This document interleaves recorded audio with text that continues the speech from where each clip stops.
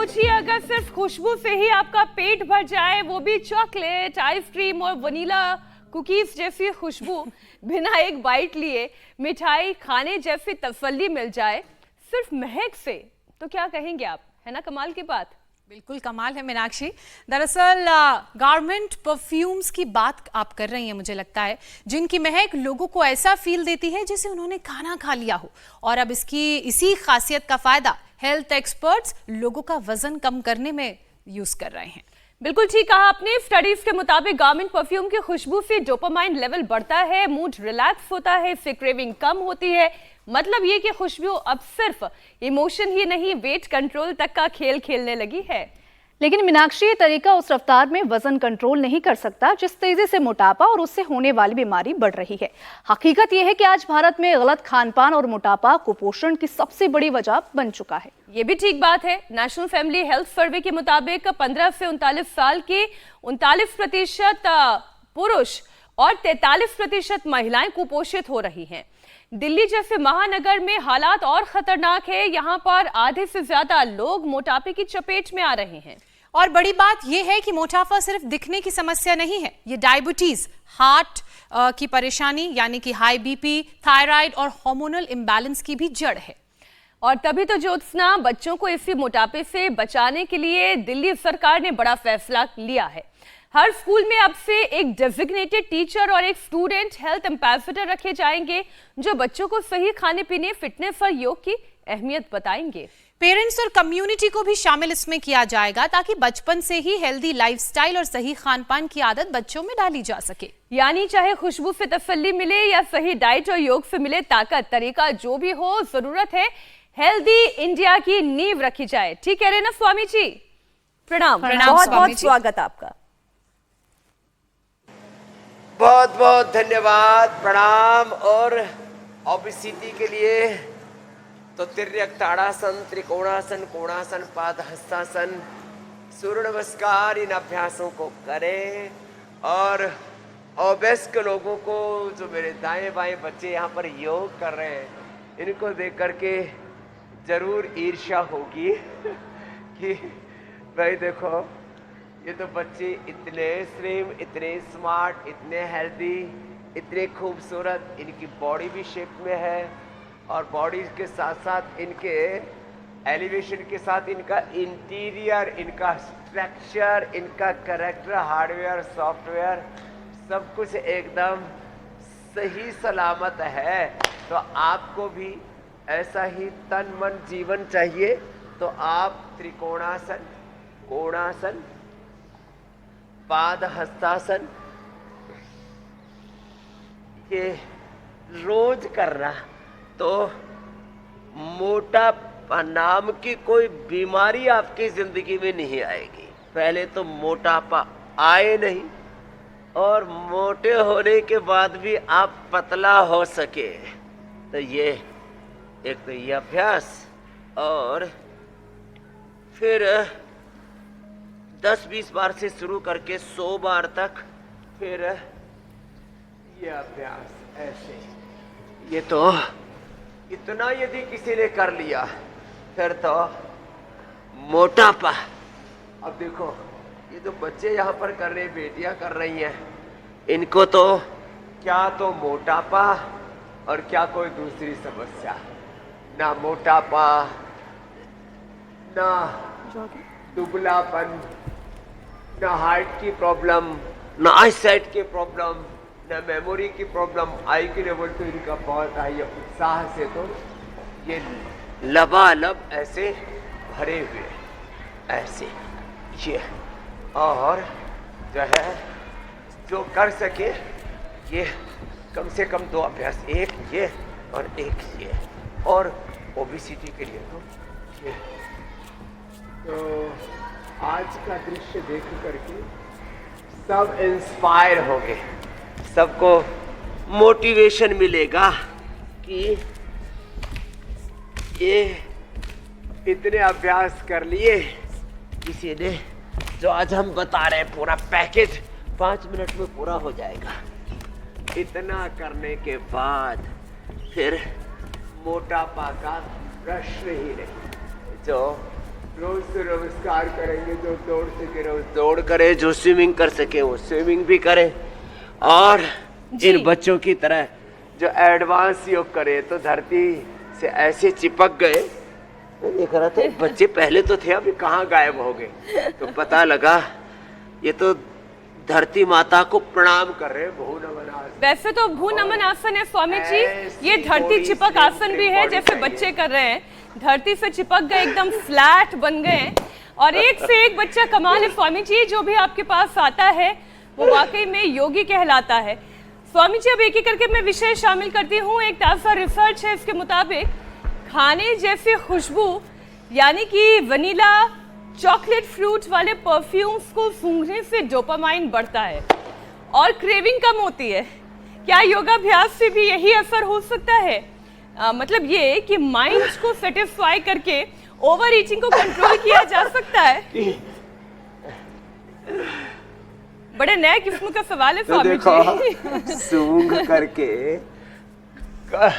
Unhealthy चीजों के खाने के, बहुत स्पाइसी खाना खाने के, तो ये जो अलग अलग प्रकार की क्रेविज हैं, अलग अलग प्रकार के सुगंध हैं।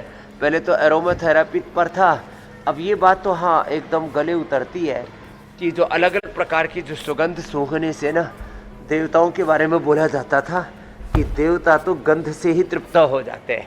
तो ये एक अच्छा सुझाव आपने दिया, लेकिन ऐसा नहीं कि मीनाक्षी जी योग करे, स्वामी रामदेव योग करे, ये पतंजलि गुरुकुलम के बच्चे योग करें और फायदा आपके घरों में बैठे हुए बच्चों का हो जाएगा, ऐसा नहीं हो सकता। ये नहीं अपना योग, अपना काम तो करना पड़ेगा।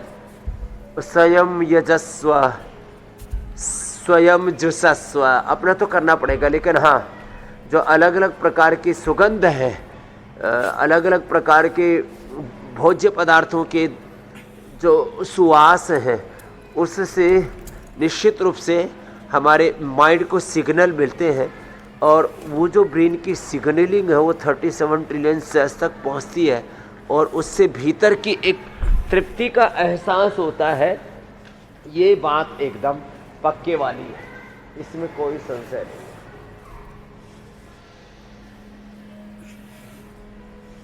तो ये ठीक है, किसी की थाली की खुशबू लेकर खुद का मन खाने के लिए मचलने लगे तो फिर योगाभ्यास भी किसी और को देखकर फिर आप भी करने लगे तो बैलेंस हो जाएगा, खाने का खाना, योग का योग हो जाएगा। स्वामी जी एक और विषय रखती हूँ। भारत में 15 से 49 साल के करीब 39% पुरुष और 43% महिलाएं इस वक्त माल नरिशमेंट यानी कि कुपोषण से जूझ रही हैं, और इसकी सबसे बड़ी वजह है मोटापा। यौगिक डाइट, सात्विक भोजन इसमें कैसे बड़ा बदलाव लेकर आ सकता है, क्योंकि मोटापा इसीलिए बढ़ रहा है, अव्वल तो गलत खाना खा रहे हैं, अच्छा खाना भी है लेकिन ठूस ठूस कर खा रहे हैं, और फिर एक्सरसाइज ना करना, योग ना करना, किसी खेल को अपने जीवन में शामिल ना करना, फिर diabetes, high BP, thyroid, hormonal problem, न जाने क्या क्या एक मोटापे से और आ जाता है। ये पूरा चक्र हमने समझाया है स्वामी जी ग्राफिक्स के जरिए। तो स्वामी जी 43% महिलाओं को और 39% पुरुषों को मोटापे से बचाना है, धरती का बोझ कम करना है। एक तो मोटापा से बचाना है, और दूसरा आपने ठीक कहा कुपोषण से। अब पहले सोचते थे अरे आदमी मोटा तगड़ा है, ठाड़ा है, ये तो अंदर से मजबूत होगा ही, लेकिन सृष्टि के आदिकाल से लेकर के अब तक जितने भी मोटे लोग हुए हैं उन्होंने कोई बहुत बड़े काम कर दिए हैं, ऐसा ध्यान में तो आता नहीं है। और दूसरी बात, मोटे लोग क्योंकि अनहेल्दी चीज़ें ज़्यादा खाते हैं, उसमें न्यूट्रिशन, माइक्रो न्यूट्रिशंस की, विटामिन्स की, मिनरल्स की कमी होती है, और इसलिए वो भीतर से अंदरूनी तौर पर कमज़ोर पड़ जाते हैं। तो एक तो अंदरूनी तौर पर किसी को भी कमज़ोर नहीं पड़ना, उसके लिए हमें junk food, fast food, unhealthy food से बचना पड़ेगा। और मोटे जो लोग हैं उनको फिर उपवास और करते हैं अनाड़ी पड़े से। मैं कहता हूँ अविवेकपूर्ण उपवास के कारण हम उपहास के पात्र बन जाते हैं, और फिर क्या होता है, लोग डाइटिंग करते हैं, चक्कर खा के गिरते हैं, और कुछ तो कोलैप्स भी हो जाते हैं। ये देखने को मिला है, इसलिए कह रहा हूँ। तो मोटापा वालों को उपवास भी करना है तो नारियल पानी पे करना है, उनको उपवास करना है तो नींबू पानी और शहद पर करना है, उनको उपवास करना है तो पाइनएप्पल के जूस पर करना है, उपवास करना है तो वाटरमेलन पर करना है, लौकी के जूस पर करना है। उनको ऐसे ये औषधीय उपवास कहो या उनको मेडिकेटेड फूड के साथ उपवास करना है। और फिर मिनरल्स विटामिन की कमी ना रहे और कमज़ोरी ना रहे, इसके लिए हम स्लिम चॉइस भी खिलाते हैं उनको। मेदोहर वेट गो के साथ उनको इम्यूनोग्रिड गोल्ड भी खिलाते हैं और न्यूट्रिएला डेली एक्टिव दे देते हैं। फिर उसमें किसी भी प्रकार के न्यूट्रिशियंस और माइक्रोन्यूट्रिशंस की कमी नहीं होगी। तो ये ऐसे ये अभ्यास अवश्य करना है। और जी ओबिसिटी के लिए जिन्होंने ये अभ्यास कर लिए और अपने खान पान को ठीक कर लिया तो कुपोषण के भी शिकार होने से बच जाएंगे। बाकी आपने जैसे कहा अलग अलग प्रकार के स्वादिष्ट व्यंजनों के सुगंध से भी उनको तृप्ति मिलेगी और ऐसे ऐसे उपाय अपना लेने चाहिए वैसे तो। हालांकि स्वामी जी उपाय है, मुझे तो केवल खुशबू से ये तो- तृप्ति नहीं मिलती, जो भी खाने का मन करता है मैं खाती जरूर हूँ, लेकिन हाँ लिमिट क्या है वो ध्यान में रखती हूँ और फिर योगाभ्यास करना है ये कभी नहीं लेकिन भूलती हूँ। योग कर लेती हो ना। हाँ तो स्वामी जी अगर ये भी किया जाए तो भी कोई बुराई नहीं है, तो खाली परफ्यूम का वो अट्रैक्शन नहीं, वो जीभ की स्वाद का सेटिस्फैक्शन भी होगा। सेटिस्फैक्शन भी हो जाएगा। बिल्कुल। अच्छा स्वामी जी, दिल्ली जैसे शहरों में 50% से ज्यादा लोग मोटापे से ग्रस्त हैं। लेटेस्ट स्टडी ये कहती है कि अर्बन लाइफस्टाइल, स्क्रीन टाइम और प्रोसेस्ड फूड इसकी सबसे बड़ी जड़ है। शहरी लोगों के लिए योग बड़ा ही असरदार है, ये तो हम सालों से समझ रहे हैं, देख रहे हैं, लेकिन ये टीवी के सामने काउच पोटैटो बनकर और फिर भर भर कर कटोरा जंक फूड खा लेना, ये दिल्ली वालों की बड़ी प्रॉब्लम है स्वामी जी। या पोटैटो चिप्स खा लेना। हाँ ये काउच पोटैटो बड़ा जोरदार, बड़ा क्रेजी सा, बड़ा जो है क्यूट सा शब्द है, लेकिन ये जो काउच पोटैटो है और फिर ये पोटैटो चिप्स खाते रहते हैं सोफे पे बैठ कर के, ये आलू जैसे बन गए, आलू खा रहे और भालू जैसे, और कुछ तो उसमें भी फिर वो पोटैटो की चिप्स और पोटैटो की फिंगर चिप्स खाते रहते हैं और वो भी आधा आधा किलो एक एक किलो रगड़ जाते हैं। बड़ा टेस्टी है, बड़ा टेस्टी, और ऐसे फैलते चला जाते हैं चारों तरफ, और रामा रामा रामा, खुद एक सोफे जैसे बन जाते हैं। हाँ फिर उनके ऊपर पोतियाँ खेलते रहते हैं और फिर कम उम्र में खाना शुरू कर दो तो फिर पहले तो शादी होने में दिक्कत, और तो शादी होने के बाद फिर पोता पोती आते ही नहीं है, खुद ही झमेले में फंस जाते हैं। तो ये इससे तो बचना पड़ेगा, बड़ा खतरनाक है ये और पूरी दुनिया के लिए एक बड़ा चैलेंज है।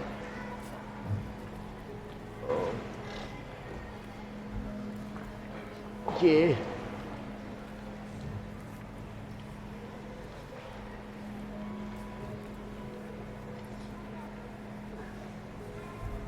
मोटापा का एक कारण क्या बात है स्वामी जी, बच्चे कितना अच्छा आसन कर रहे हैं, इनके लिए तो जोरदार तालियां बजाने का मन करता है बार बार। ऐसा लग रहा है पीठ में हड्डी ही नहीं है, वो रबर है जो कहीं भी फ्लेक्सिबिलिटी के साथ घूम रही है।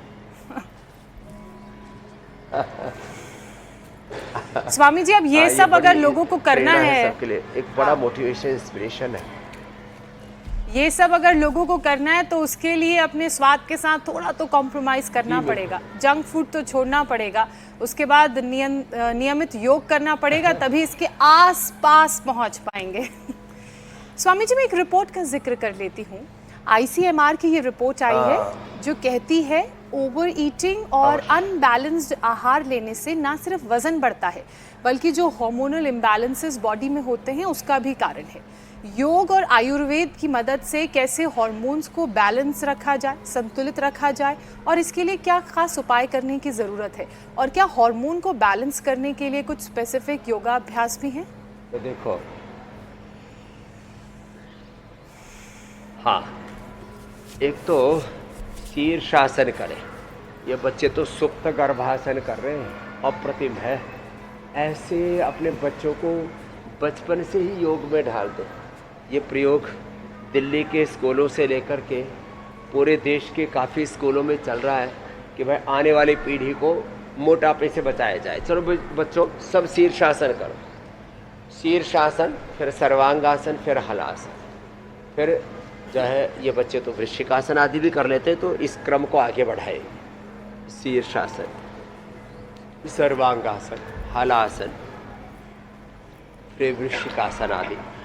बच्चों को बचपन से ही योग में ढाल दिया जाए तब फिर उनको कभी भी मोटापा और इस तरह की ये दिक्कतें नहीं होगी। हार्मोनल इम्बैलेंस से बचना है तो मेधावती मेमोरी ग्रिड एक ले लिया।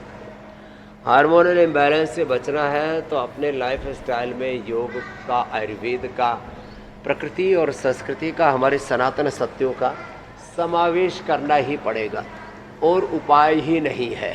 और हाँ, तो मोटापा के लिए तो मैंने ये सारा पैकेज भी बता दिया और साथ में हार्मोनल इम्बैलेंस कैसे दूर होता है वो जो है बता भी रहे हैं। और योग है, पीछे बच्चे यज्ञ कर रहे हैं, योग है, यजन है। और हाँ बच्चों थोड़े थोड़े मंत्र भी बोलो। हाँ, कुछ ज़्यादा ही धीमे बोल रहे थे कि यहाँ पर व्यवधान ना हो। संध्या उपासना, रोज देव यज्ञ, ब्रह्म यज्ञ, अग्निहोत्र, और यहाँ से इन बच्चों की दिनचर्या शुरू होती है योग के साथ, यजन के साथ। फिर ये बच्चे सब खेल भी खेलते हैं। और जो ऐसे जिन्होंने कर लिया और बचपन से ही योग की शिक्षा दीक्षा जिनको मिल गई, फिर योग यजन के साथ जब ये बच्चे आगे बढ़ते हैं तो फिर तो जैसे मैंने कहा, अब मेरे दाएं बाएं आप इन छोटे छोटे योगी बालकों को, और उसमें भी बेटियां विशेष, हाँ, और बड़ी उम्र में बेटियों के सामने तो बहुत प्रॉब्लम आती है। समस्याओं की शुरुआत तो जब पीरियड प्रारंभ होता उसी समय से हो जाती है, और उनको ज़्यादा ही कुछ हार्मोनल इम्बैलेंस और इन तमाम तरह के दौर से गुजरना पड़ता है। पीरियड बंद होते हैं तो मेनोपॉज। इसलिए माँ बहन बेटियों को कहा जाता है कि 10 मूलारिष्ट या शतावर उनको हमेशा देना चाहिए, और सबके लिए 1 ग्राम अश्वगंधा, 1 ग्राम शतावर, इतना लेते रहे। तो ये हार्मोन्स का इम्बैलेंस का जो झमेला है ना मेरी बहन मीनाक्षी जी, जो सनत जी, इससे बच जाएंगे सब। अच्छा स्वामी जी, क्योंकि आपके पास इतने सारे बच्चे गुरुकुल में पढ़ते हैं और हर उम्र के बच्चे हैं, किसी को कोई समस्या, और मैं तो कितनी बार ही वहां पर गुरुकुल आ चुकी हूँ, इन बच्चों से खुद 1-to-1 मुलाकात कर चुकी हूँ, सन्यासियों को वहां पर देख चुकी हूँ, ना किसी में कोई मोटापा है, ना कोई हार्मोनल इम्बैलेंस है, ना किसी तरीके की कोई बीमारी है, सर्दी जुकाम बुखार तक। मुझे इतने प्यारे प्यारे छोटे छोटे से बच्चे, भगवान ने बहुत सारे आशीष दे, आशीर्वाद दे। स्वामी जी, रिसर्च ये कहती है मोटापा बच्चों में बहुत तेजी से बढ़ रहा है। बचपन की आदतें जिंदगी भर असर डालती हैं और जिंदगी भर साथ भी चलती हैं। दिल्ली सरकार अब हेल्थ एम्बेसडर प्रोग्राम चला रही है। स्वामी जी, ये बात है। योग के कौन कौन से वो आसन हैं जो बच्चों की दिनचर्या में शामिल होने ही चाहिए? आज जो बच्चे सीखेंगे कल वैसे ही वो बनेंगे और फिर अपने बच्चों को भी वो सिखाएंगे। स्वामी जी, ये समझने की जरूरत है, और आपसे बेहतर ये कौन सिखा सकता है? बच्चों को सबसे पहले तो सीधे बैठना सिखाना चाहिए। सीधे बैठना, कि वो खाने के बाद और क्लास में भी सीधे बैठना सिखाए, और उसमें भी सुखासन में भी बैठ सकते हैं, वज्रासन में बैठ सकते हैं। अब ऐसे बैठ सकते हैं ना। अब वैसे हमारे यहाँ तो बच्चे सब नीचे बैठ कर के पढ़ते हैं, नीचे बैठ के खाना खाते हैं। हमने ऐसी व्यवस्था रखी है, 12वीं तक बच्चों को ऐसे ही पढ़ाते हैं। उससे उनकी अच्छी आदतें डेवलप हो जाती हैं और जीवन जीने का सलीका बच्चे सीख जाते हैं। खैर आजकल तो छोटे छोटे स्कूलों में ही बस वो टेबल और कुर्सियाँ, स्टूल आदि जैसे भी एक व्यवस्था बना देते हैं। तो बच्चों को कम से कम वज्रासन करना सिखाएं, बच्चों को पद्मासन सिखाएं। अब ये तो कठिन वाले आसन तो सब बच्चे न कर पाएंगे, जैसे यहाँ दाएं बाएं कर रहे हैं बच्चे। कमाल है, डिम्बासन, कहाँ से टिटिवासन, गए कहाँ से गर्भासन। निकले। चलो बच्चों वृश्चिकासन करो। हाँ चलो वृश्चिकासन अप्रतिम करते हैं बच्चे तो बच्चों को सीधा बैठना सिखाएं, फिर बच्चों को शीर्षासन, सर्वांगासन, सूर्य नमस्कार से यात्रा शुरू करवाएं बच्चों की। ये बच्चे तो वृश्चिकासन हाथों पर भी कर लेते हैं, प्रसरित हस्त वृश्चिकासन, उत्थित हस्त वृश्चिकासन, कई तरह से वृश्चिकासन करते तो बच्चों को सूर्य नमस्कार से जरने शुरू करवाएं, वृश्चिकासन करवाएं, मयूरासन कराएं। कुछ बच्चे मयूरासन भी करो, मयूरासन कराएं, वृश्चिकासन कराएं, भूनमनासन कराएं, हनुमान आसन कराएं। बच्चों से तो इजीली हो भी जाते हैं, बाकी से तो दिक्कत वाला काम है। बच्चों से सूर्य नमस्कार लेकिन सबसे हो जाता है। बच्चों को सूर्य नमस्कार से शुरू करें यात्रा। तो सूर्य स्वामी नमस्कार जी के वैसे बाद तो अभ्यास। आपने कई बार सूर्य ये नमस्कार सर्वांगीण सिखाया है, स्वास्थ्य के लिए। बहुत अच्छा वृश्चिक आसन ज्योत्सना भी कर रही थी। स्वामी जी वैसे तो सूर्य नमस्कार बहुत अच्छा आपने सिखाया है हमें, लेकिन फिर भी जो लोग मान लीजिए आज का ये कार्यक्रम देख के, आज का ये एपिसोड देखकर सूर्य नमस्कार सीखना चाहते हैं, एक बार पूरे पहले से लेकर 12वें आसन तक हमें सिखा दें।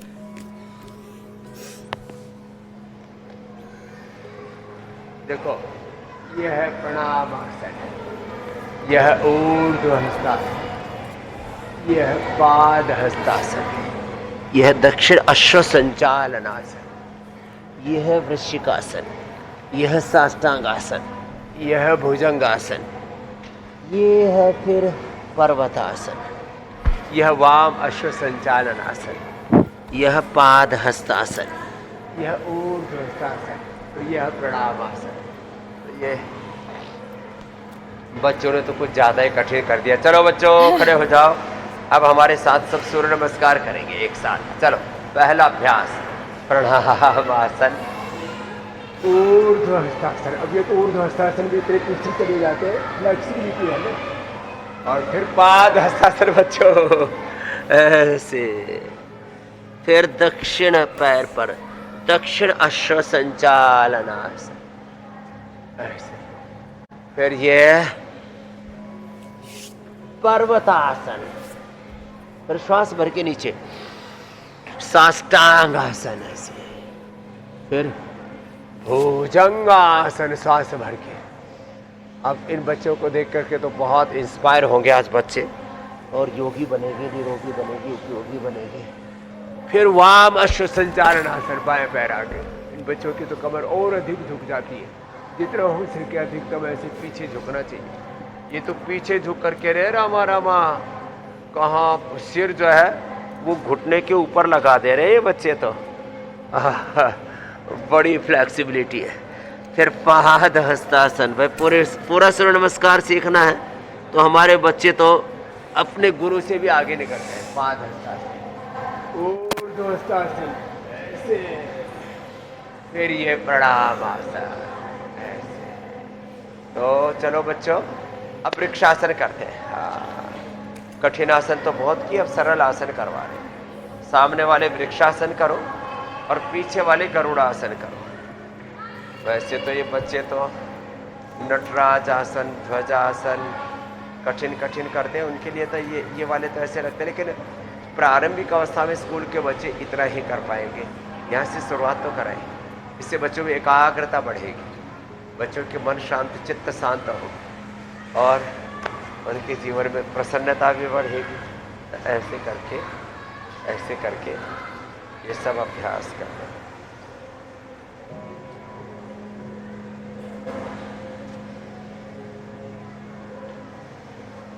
स्वामी जी आप आसन तो करा ही रहे हैं, साथ ही मैं एक विषय भी शामिल कर लेती हूँ। दरअसल WHO की एक स्टडी सामने आई है, वो ये बताती है कि 70% मौत लाइफस्टाइल डिजीजेस जैसे कि डायबिटीज, हाइपरटेंशन, हार्ट की डिजीजेस की वजह से होती है। जी। और इनका जो सीधा कनेक्शन है वो है गलत खान-पान से। इन बीमारियों को कैसे प्रिवेंट किया जाए? खान-पान में जाहिर सी बात है सुधार तो करना है, लेकिन इसके अलावा और क्या-क्या चीज़ें की जा सकती हैं? तो देखो, ये बचपन से यदि योग किया जाएगा, और योग के साथ एक शब्द पूर्ण दे रहा हूँ मैं अभी से, योग किया जाए और योग युक्त आहार, विचार, वाणी और व्यवहार, योग युक्त आचरण यदि हो जाए तो 100 साल तक बच्चों को कभी भी दिल की, दिमाग की और तमाम तरह की जेनेटिक बीमारियां होने की भी संभावना नहीं रहेगी।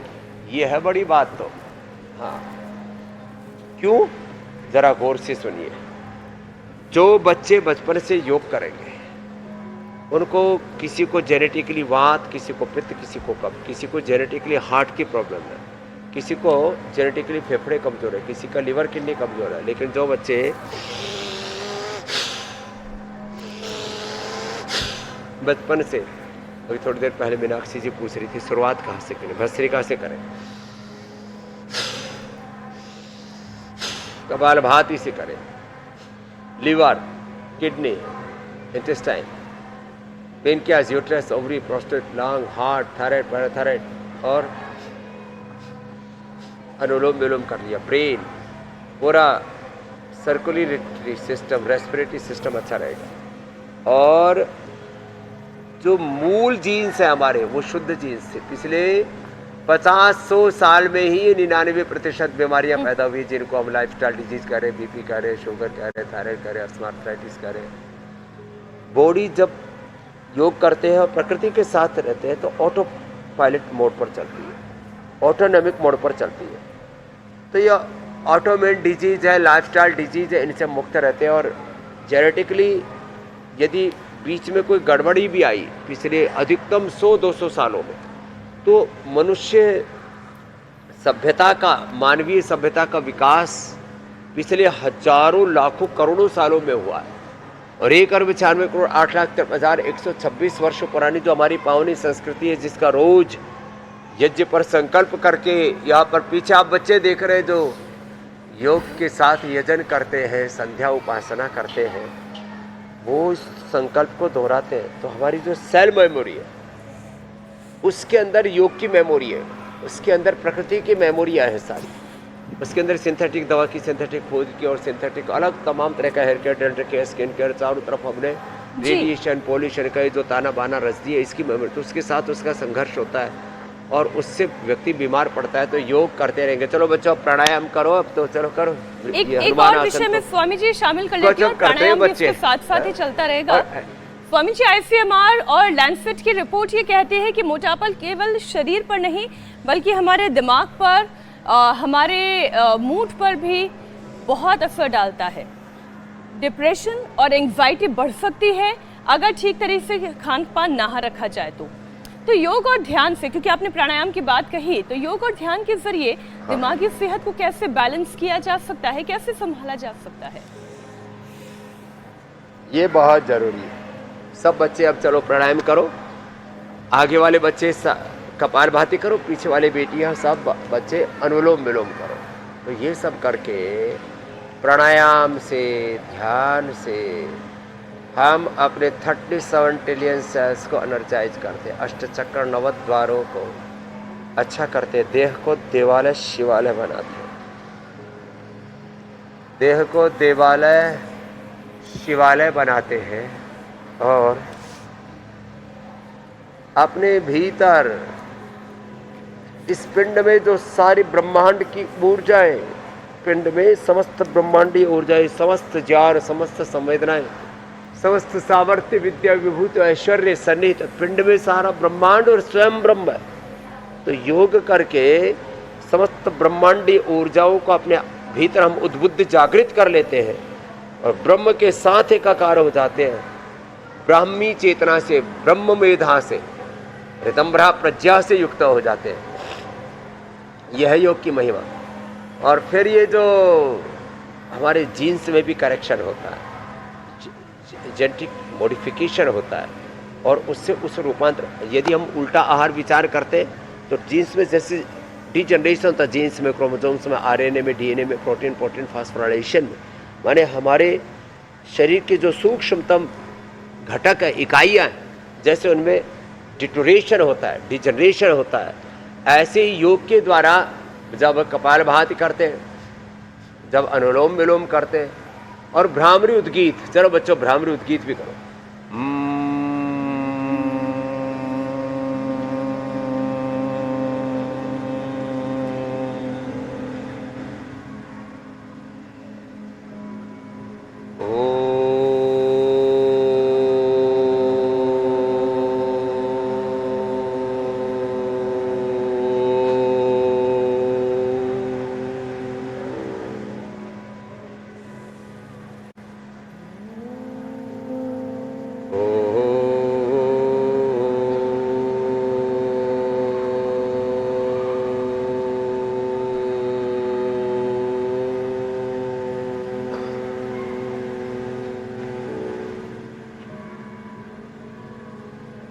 ऐसे मन एकदम शांत हो जाए। जो पूरा योग यजन, पूरी संध्या उपासना, देव यज्ञ ब्रह्म यज्ञ पूरा नहीं जानते, कम से कम अनुलोम विलोम भ्रामरी उद्गीत, ओंकार, गायत्री, महामृत्युंजय की उपासना, इतना तो बच्चों को बचपन में घर में ही सिखा सकते। ओम भूर्भुवः स्वः तत्सवितुर्वरेण्यं भर्गो देवस्य धीमहि धियो यो नः प्रचोदयात्।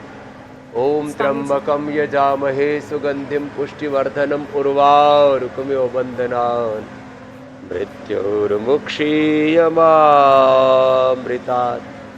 ऐसे गायत्री ओंकार की उपासना, राम कृष्ण हनुमान परात्पर ब्रह्म शिव का ध्यान जिसने कर लिया, मेरी बहन मीनाक्षी जी, ज्योत्सना जी, स्वामी जी तो आप वो मनुष्य से देवत्व, ऋषित्व, ब्रह्मत्व को उपलब्ध हो जाता है, नर से नारायण, जीव से ब्रह्म हो जाता है। स्वामी जी आपने आचार विचार वाणी का जो कनेक्शन बताया, अगर लोग वो भी समझ जाएंगे कि जैसा खाएंगे वैसा सोचेंगे और जैसा सोचेंगे वैसा बोलेंगे, तो अच्छा खाएं, अच्छा सोचें और अच्छा बोलें, तो उससे भी बहुत सारी परेशानियों का समाधान मिल जाएगा। स्वामी जी आप जब प्राणायाम करा रहे थे तो करते करते मेरे मन में एक सवाल आया कि अगर कोई मोटापे से परेशान व्यक्ति आपके पास आए तो आप योग और आयुर्वेद की भाषा में उसे 3 सबसे सरल और असरदार कौन से मंत्र देंगे, कौन से टिप्स बताएंगे जिन्हें अपनाकर वो और उस जैसे बाकी लोग धीरे धीरे हेल्दी इंडिया का एक तो कहूँगा, सुबह उठ करके गोधन अर्क के साथ मेदो हरवटी या वेट गो 2 खा ले। एक नारियल का पानी, वाटरमेलन या पाइनएप्पल का जूस सबसे बेस्ट है फैट कटर के लिए, इससे बेहतर कुछ भी नहीं हो सकता। और ज़्यादा कुछ भी ना कर पाए तो कपाल भाती, अनुलोम विलोम प्राणायाम, चलो बच्चों ये करो। ये 2 अभ्यास जरूर करें, एक ये स्थित कोणासन और दूसरा चक्की आसन। जो अधिक न कर पाए तो इन्हीं अभ्यासों को थोड़ा अधिक कर ले। और जब भी प्यास लगे ठंडा पानी नहीं पीना, थोड़ा गर्म पानी पीना है, बस इतनी सी बात का भी ध्यान रखें ना, तो फिर जिंदगी में कोई परेशानी नहीं होगी। और बस कम खाएं और गम आए तो थोड़ा सहना भी सीख लें। लोग कम नहीं खाते, गम में इतने गमगीन हो जाते हैं कि जो है वो अपनी सुध बुध ही भुला बैठते हैं। को हम, मैं कौन हूँ, क्या मेरा कर्तव्य है, किम कर्तव्यम मम, क्व गंतव्यम, किम कर्तव्यम, क्या क्या ध्येय है, क्या कर्तव्य है, क्या जीवन का प्रयोजन है, what is the ultimate purpose, what is the ultimate destination of our life, भूल जाते हैं। तो देखो इतना सा भी कर लिया ना, तो मोटापे से मुक्त होकर के और अच्छे स्वास्थ्य से, सद्गुणों से युक्त होकर के जिएंगे। चलो बटरफ्लाई कर लो बच्चों। तो बच्चों को बटरफ्लाई से शुरू कराएं, छोटे छोटे बच्चों को बड़ा अच्छा लगता है ऐसा करके। मेरा तो मन करता है स्वामी जी कि फिर इन केवल 40 मिनट में ध्यान का ही अभ्यास आपके साथ करूं, लेकिन हमारे कार्यक्रम की रूपरेखा इस बात की इजाजत नहीं देती, क्योंकि बहुत सारा योगाभ्यास और पसीना भी तो बहाना पड़ता है दर्शकों से। स्वामी जी अब बारी आती है आज के हेल्थ रील की।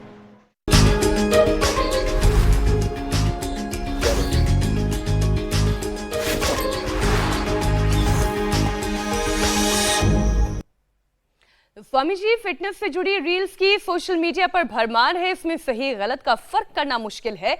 इसलिए आज की हेल्थ रील हम दर्शकों के लिए लेकर आए हैं, ईशा लेकर आई हैं। आप रील देखें और उसके बाद फिर स्वामी जी से एक्सपर्ट ओपिनियन जानें। सेहतमंद रहने के लिए हम क्या कुछ नहीं करते, लेकिन क्या आप ये जानते हैं कि रोटी जो आप रोज खाते हैं वो आपकी सेहत को बिगाड़ रही है। जी हाँ, मैं बात कर रही हूँ गेहूं के आटे की रोटियां। लेकिन क्या आप ये जानते हैं कि इसमें हाई कैलोरीज होती है जो कि आपके वजन को बढ़ाती तो है ही, साथ ही ब्लड में जो है शुगर लेवल भी बढ़ाती है। इसके बजाय आप ज्वार के आटे की रोटी खा सकते हैं। ज्वार के आटे में कैलोरीज कम होती है जो कि आपके वजन को घटाती है। इसी के साथ मक्के की रोटी अगर आप खाएंगे तो इम्यूनिटी आपकी बढ़ेगी और शरीर भी आपका मजबूत रहेगा। बात करें रागी की, तो रागी की रोटियां आपको ना सिर्फ कैल्शियम देती है बल्कि आपको आयरन भी देती है। अब बात करें बाजरे के आटे की, तो बाजरा का आटा ज्यादा जरूरी डायबिटीज पेशेंट के लिए हो जाता है, क्योंकि बाजरे के आटे की रोटी खाने से ब्लड शुगर लेवल जो है वो कंट्रोल में रहता है। बात करें बेसन के आटे की, ये बहुत ज्यादा जरूरी है उनके लिए जो कि जिम जाते हैं। इसमें होते हैं हाई प्रोटीन के गुण जो कि आपके बॉडी को, मसल्स को मजबूती देते हैं। अब बात करें ओट्स के आटे की, तो ओट्स का आटा जरूरी है कोलेस्ट्रॉल की जिनको परेशानी है उनके लिए, क्योंकि ये कोलेस्ट्रॉल का जो लेवल है उसे घटाता है। तो हर दिन एक नई रोटी खाइए और अपनी सेहत बनाइए। बहुत अच्छी एक एक रील ऐसी है, मैंने कहा ना, वो रियल लाइफ में अपना ली जाए ना तो स्वास्थ्य का खजाना मिलेगा। और मैंने तो कई बार कमेंट भी किया है, उससे समृद्धि के भी नए सोपान कोई छू सकता है। अप्रतिम, धन्यवाद। स्वामी जी, अब बारी आती है दर्शकों के प्रश्नों की। पहला प्रश्न आया है आगरा से, खुशबू का सवाल है। उनकी उम्र 32 साल है, कमर से लेकर पैरों तक झंझनाहट रहती है, इन्हें क्या उपाय करना चाहिए? कमर से पैरों तक झंझनाहट रहती है। चलो बच्चे उल्टे लेट जाओ, इतना तो सब कर सकते हैं। तो बच्चे भुजंगासन 100 बार करते, कम से कम मकरासन, भुजंगासन सब कर लें। ये cervical spondylitis pain, frozen shoulder, sciatica, पूरे शरीर में झंझनाहट, खाली पेट पिनानिल गोल्ड खाने के बाद ऑर्थोग्रिट, त्रयोदशांग गुग्गल या अश्वशिला, तीनों में से कोई एक ले लें। और स्प्रुलिना और मोरिंगा, ये भी पतंजलि से हमने सारे देश को बहुत ही सस्ते में, अफोर्डेबल प्राइस में 100% प्योर ऑर्गेनिक नेचुरल उपलब्ध करा दिया। इसका सेवन कर लेंगे तो पूरी झंझनी सब दूर हो जाएगी जी। वैसे भी अपने घर में मोरिंगा का ही प्रयोग कर ले, उससे भी ये झंझनाहट दूर हो जाती है। और हल्दी मेथी सौंठ का पाउडर भी खा ले, वो भी वातनाशक है। लहसुन का प्रयोग कर ले, अथवा एलोवेरा, गिलोय, पारिजात, निर्गुंडी, सहजने का रस तो सभी को सहज रूप से मिल जाता है।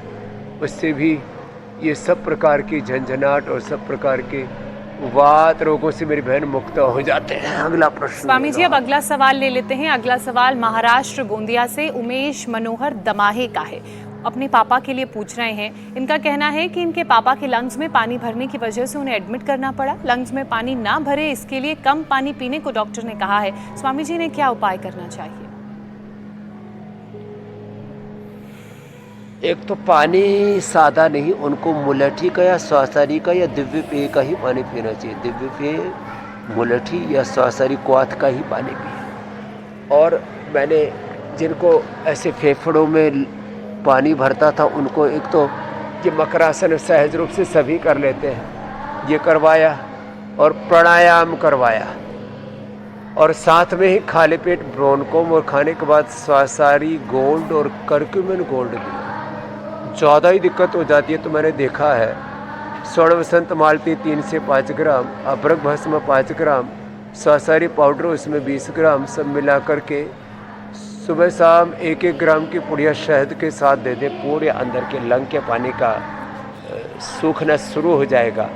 ये अंदर का एक इन्फ्लेमेशन होता है, अंदर की रेस्पिरेटरी सिस्टम की कमजोरी होती है, वो रिकवर होनी शुरू हो जाएगी। दही, छाछ, मिर्चा, टमाटर, खटाई, चिकनाई कुछ ना लें। थोड़े दिन तक चना, खजूर और अनार केवल इसी का प्रयोग करें। बाकी शाक, सब्जियां, अनाज सब थोड़े दिन के लिए बंद कर दें। चना, खजूर, अनार, पपीता थोड़ा ले सकते, उबला हुआ सेब ले सकते, बस यही होगा उसका आहार। और भी कोई प्रश्न हो तो ले लो। नहीं स्वामी जी, आज इतने ही प्रश्न एक थे। प्रश्न के बहाने हजारों लोगों की समस्याओं का समाधान प्रस्तुत करते हैं। बिल्कुल बिल्कुल ठीक बात है। प्रश्न भले एक व्यक्ति का हो, लेकिन कम से कम 100 लोगों को तो इसका उपचार मिल ही जाता है। और ऐसे हर दिन हमारे पास बहुत सारे प्रश्न आते हैं, किसी का नाम यदि ना लिया गया, हजारों लोग पीड़ित होते हैं मेरी बहन। जी लाखों करोड़ों यदि लोग किसी का पीड़ित नाम यहाँ पर ना लिया गया हो तो आप निराश मत होइए, आप बस कार्यक्रम देखते रहिए, अपने प्रश्न भेजते रहिए। आज नहीं तो कल आपके सवाल भी शामिल किए जाएंगे। स्वामी जी, अब आपसे इजाजत लेने का वक्त है। प्रणाम स्वामी जी, धन्यवाद।